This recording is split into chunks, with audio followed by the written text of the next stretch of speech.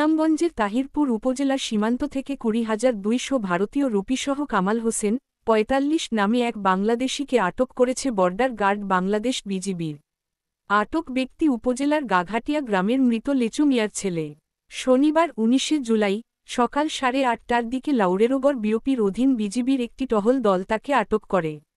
বিজিবির জানায়, কামাল হোসেন ৪৫ অবৈধভাবে ভারতে প্রবেশ করে ভারতীয় রুপি নিয়ে দেশে ফিরছিলেন।